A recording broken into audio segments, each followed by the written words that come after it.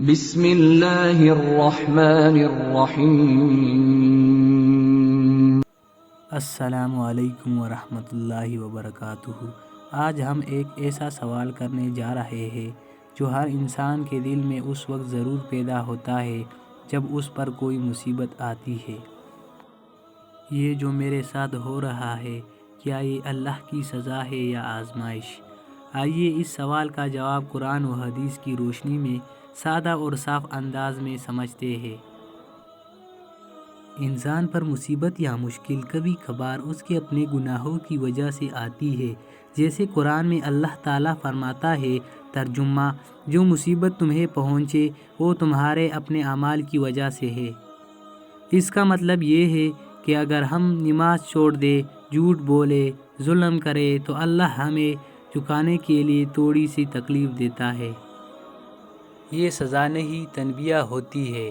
اللہ کہتا ہے، واپس آ جاؤ، میں تم سے ناراض نہیں ہونا چاہتا۔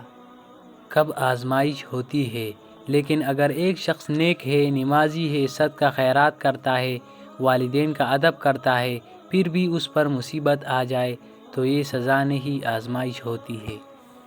آزمائش اس لیے ہوتی ہے تاکہ اللہ اس بندے کا درجہ بلند کرے۔ جیسے حضرت ایوب علیہ السلام کو بیماری دی گئی، مگر وہ اللہ کے پیارے نبی تھے، وہ سزا نہیں تھی، وہ آزمائش تھی۔ اللہ قرآن میں فرماتا ہے، ترجمہ: ہم ضرور آزمائیں گے تمہیں۔